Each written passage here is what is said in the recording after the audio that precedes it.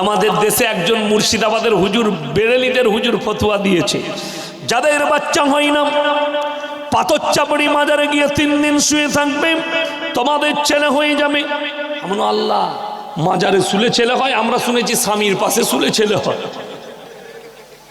আপনারা আমাকে মনে করছেন মালটা বুড়ো, এখনো পাওয়ার দিই না, আমি 20-20 প্লেয়ার, আমি টেস্টের মাল লয়।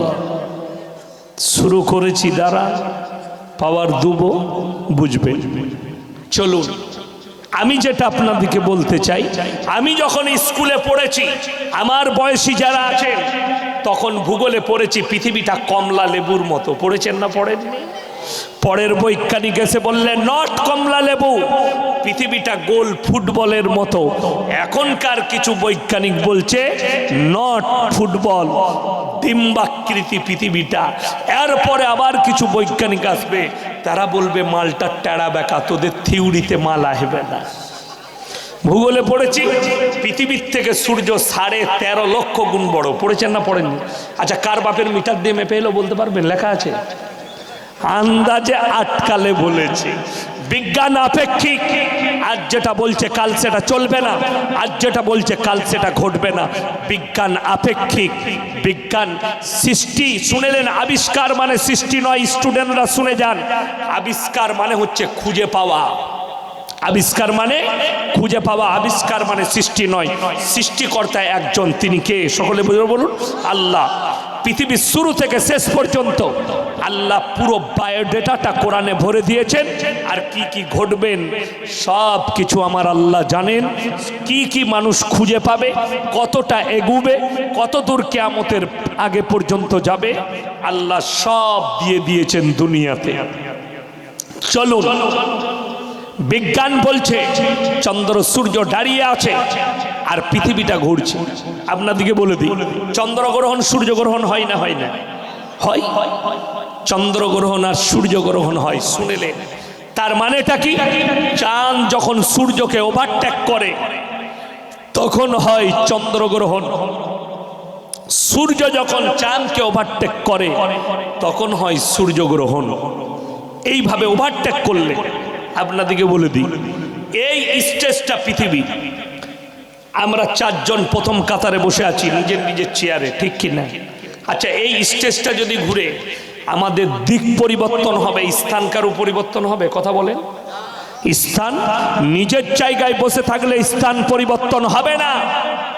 চন্দ্রগ্রহণ সূর্যগ্রহণ মানে তাদের রাস্তা চলার আছে, তাই একে অপরকে ওভারটেক করে দাঁড়িয়ে থাকলে চন্দ্রগ্রহণ সূর্যগ্রহণ হতো না। এরপর যদি বলেন দলিল দেন, কোরআনে আল্লাহ বলেছেন সূরা ইয়াসিন, কুল্লু ফি ফালাকি ইয়াসবাহুন, নবমণ্ডলে যা আছে সব শুনে নাও। নবমণ্ডলে যা আছে তারা যেন নিজের নিজের কক্ষপথে চলমান, নিজের নিজের রাস্তা, কক্ষপথ মানে রাস্তা, তারা নিজের নিজের রাস্তায় চলমান। কোরআন বলছে কুল্লু ফি ফালাকি ইয়াসবাহুন, নবমণ্ডলে যা আছে তারা যেন নিজের নিজের রাস্তায় চলমান। এই কোরআনের তাফসীর থেকে বোঝা যাচ্ছে ওয়া জুমিয়া শামসু ওয়াল কামার, আমি দুজনকে একটা রাস্তায় মুখোমুখি সংঘর্ষ করাবো। ইয়াকুলুল ইনসানু ইয়াউমাইদিন আইনাল মাফার, মানুষ সেদিনে চিন্তায় পড়ে যাবে কোথায় পালালে বাঁচি, কোথায় লুকালে বাঁচি। আল্লাহ কোরআনে বললেন কাল্লা লা ওয়াজার ইলা রব্বিকা ইয়াউমাইদিনিল মুস্তাকার। আমার মুসলমান নারী পুরুষ, আমার ভাইয়েরা, আমার মায়েরা, বোনেরা, দিমাকে গেঁথে নেন ভালো করে। সেদিনে আল্লাহ বললেন পালাবার কোনো রাস্তা থাকবে না, আল্লাহর কাছে দণ্ডায়মন ছাড়া বিকল্প রাস্তা মানুষের কাছে আর কিছুই থাকবে না। আপনাকে হাজিরি দিতে হবে। আমার মুসলমান ভাই, এইখান থেকে বোঝা যায় নবীজিকে আল্লাহ তারিখ বলেননি। 1 নম্বর, ইন্নাল্লাহা ইনদাহু ইলমুস সাআ, কিয়ামত কবে হবে আমি আল্লাহ ছাড়া পৃথিবীর কেউ জানে না। ওয়া ইউনাজ্জিলুল গায়থা ওয়া ইয়ালামু মা ফিল আরহাম, মায়ের গর্ভে বেটা আছে না বিটি, বিকালঙ্গ না খালো, খোড়া আছে না ভালো আছে, আমি আল্লাহ ছাড়া পৃথিবীর কেউ জানে না। সকলে জোরে বলুন সুবহানাল্লাহ। মায়ের পেটে কি আছে আল্লাহ ছাড়া কেউ জানে না। আমাদের দেশে শুনবেন, কলকাতায় আনন্দবাজার পত্রিকা কিনবেন রবিবার, কি বার বললাম, রবিবার, ভেতরের পাতায় অ্যাড পাবেন, যার ছেলে হয় না একটাই তাবিজে ছেলে হয়ে যাবে, যার ছেলে হয় না তাবিজ লিলি বেটা ছেলে হবে। খোঁজ নিয়ে দেখুন সে হারাম করে একটাও বেটা নাই। বড় কষ্টটা কোথায় জানে, আমাদের মায়েরা এগুলো প্রচুর বিশ্বাস করে। যদি বলে গাছতলায় গড়াগড়ি মেরে ছেলে হবে তো তাই করে।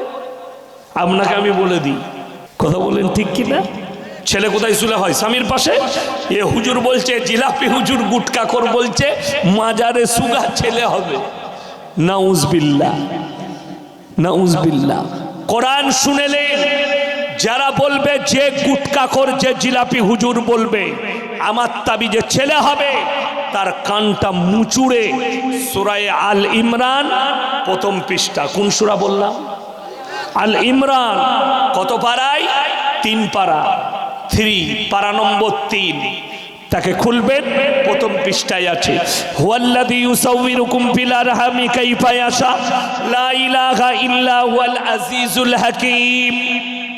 হে নবী বলে দাও পৃথিবীর মানুষকে, মায়ের গর্ভে বাচ্চা দান করি আমি আল্লাহ আমার ইচ্ছা মতো, আমি আল্লাহ কারুর পরামর্শে কাজ করি না। জোরে একবার বলুন সুবহানাল্লাহ।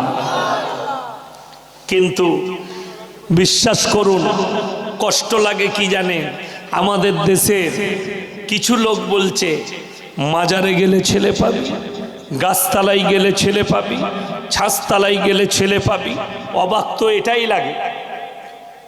আলহামদুলিল্লাহ, আমার জলসা শেষ হয়ে গেলে, আমার ঈদের দিন থেকে একবারই 15ই মে পর্যন্ত জলসা আছে, ঈদের দিন থেকে স্টার্ট। তো আমার জলসা শেষ হয়ে গেলে আমি নিজে মুম্বাই, গুজরাটে আমার অনেক আত্মীয় আছে, আমি ঘুরতে চলে যাই। তো মুম্বাইয়ে আমার নিজের ভাইয়ের বিরাট কারখানা আছে, ফ্যাক্টরি, আমি তার কাছে গিয়ে তার কাছে থাকি, তার ফ্ল্যাট।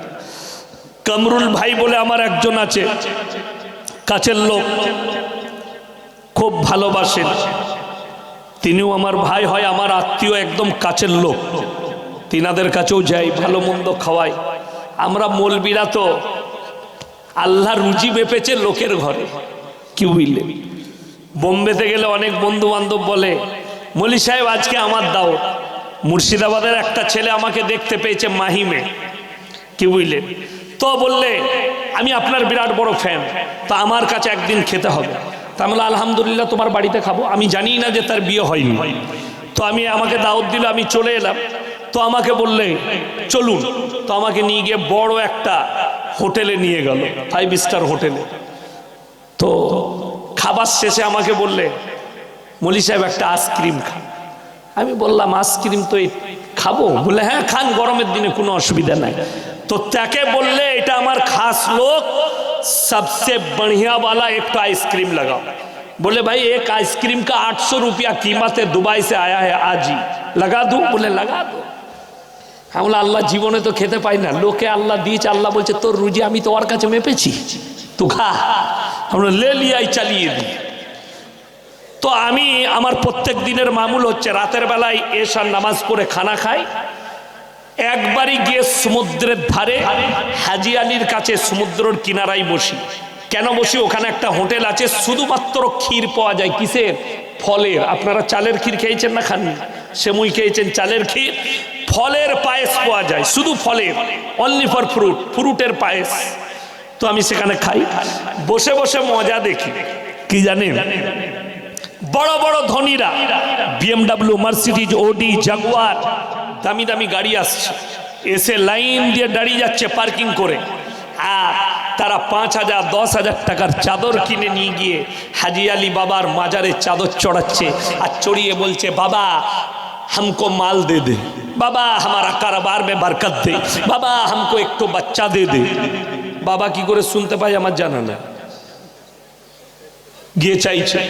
আবার ওরা যখন ওখান থেকে বেরিয়ে আসছে, রাস্তায় ভিখারিরা বসে বলছে আল্লাহ কে নাম পে দে দে বাবা, আল্লাহ কে নাম পে। হালা তুই চাইছিস মাজারে, আর ভিখারি চাইছে তোর কাছে।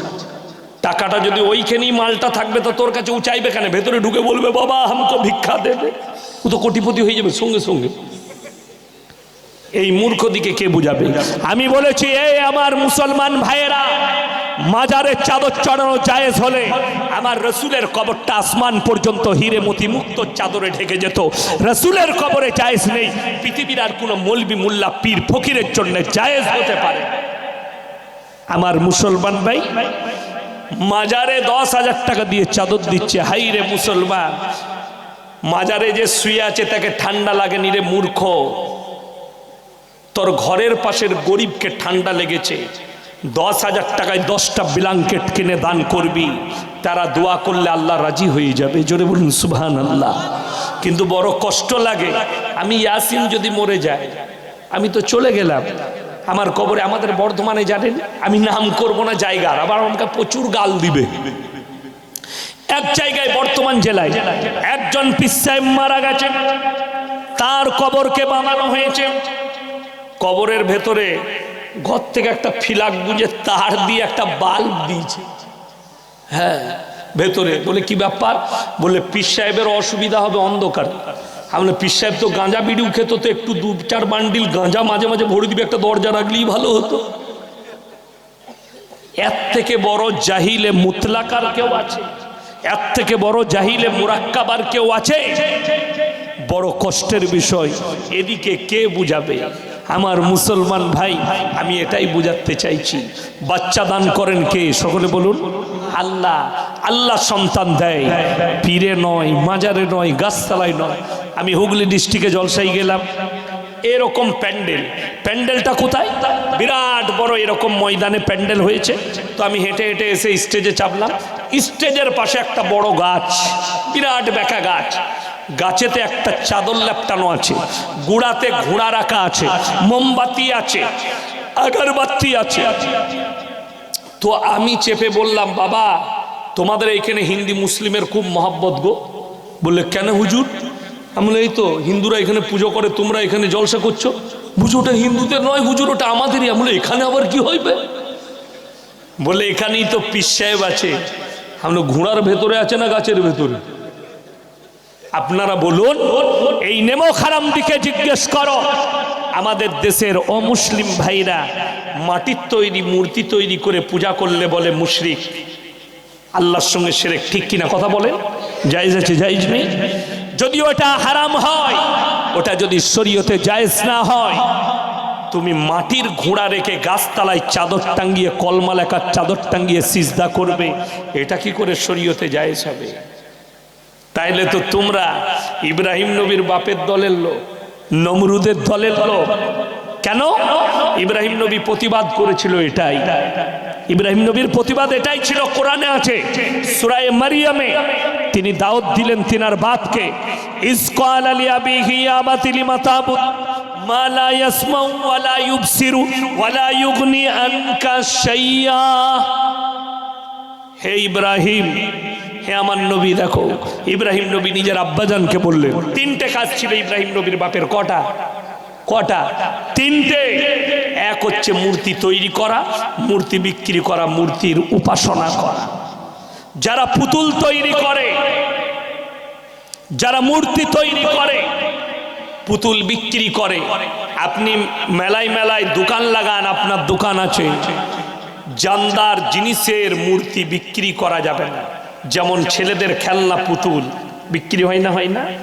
জায়েজ না শরীয়তে। বাড়িতে রাখলে সেই বাড়িতে রহমতের ফেরেশতা আসবে না।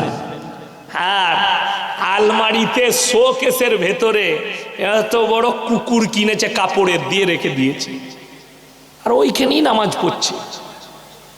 তো এদের কি করে দোয়া কবুল হবে, আর এর ঘরে কি করে রহমতের ফেরেশতা আসবে? চলুন আরো একটু আগে চলুন, আপনাদেরকে বুঝাই। আমার মুসলমান ভাই, ওয়ামা তাদরি নাফসুম মাযা তাকসিবু গাদা ওয়ামা তাদরি নাফসুম বিআই আরদিন তামুত ইন্নাল্লাহা আলিমুন খাবীর। হে আমার নবী, পৃথিবীর মানুষকে বলে দাও, সকলে বলুন রুজির মালিক কে? আল্লাহ। আমি মাপি, কোথায় মাপবো, কিভাবে মাপবো, আমি আল্লাহ ছাড়া কেউ জানে না। যাদের মনে হচ্ছে মৌলী সাহেব আপনি ভুল বলছেন, ইনকাম করলে তবে খাওয়া যায়, অবশ্যই আপনাকে ব্যবসা করতে হবে, কিন্তু আল্লাহর কাছে বড় লোক গরিব নেই। একটা গরিব মানুষ ভালো মন্দ খেতে পারে আল্লাহ যদি রুজি মাপে। একটা গরিব মানুষ 5 স্টার হোটেলে খেতে পায় যদি আল্লাহ রুজি মেপে দেয়। আমার একজন বন্ধু ছিল বোম্বেতে, মারা গেছে, দুজন খাস বন্ধু, বাবলু ভাই, ওয়াসি ভাই, দু ভাই মারা গেছে, আল্লাহ জান্নাতি করুক। আমার খুব মহব্বতের মানুষ ছিল। বাবলু ভাই বললে, ইয়াসিন ভাই আপনার দাওয়াত, ডাকলেন মাহমুদ আলী রোডের সব থেকে বড় হোটেল 5 স্টার শালিমার হোটেল, নিয়ে গেল। বললে ভাইজান কি কি খাবেন বলুন। আমি বললাম আমরা তো মৌলবীরা লোকের ঘরে দাওয়াত খাই, অত দামি খাবারের নাম জানি না ভাই, আপনি বলুন। বললে 1 প্লেট চিকেন হাঙ্গামা লাগাও। আমি বললাম শালা চিকেন হাঙ্গামা, এটা আবার কেমন, তাহলে খেতেই হবে। তারপরে দেখছি নিয়ে এলো চিকেনটাকে ভেজে কড়া করে মশলা ফসলা দিয়ে দিয়েছে। এমন শালা এটা খেলেই তো হাঙ্গামা হবে, কি বুঝলেন, চিকেন হাঙ্গামা, টেংরি কাবাব, এসব খাওয়ালো।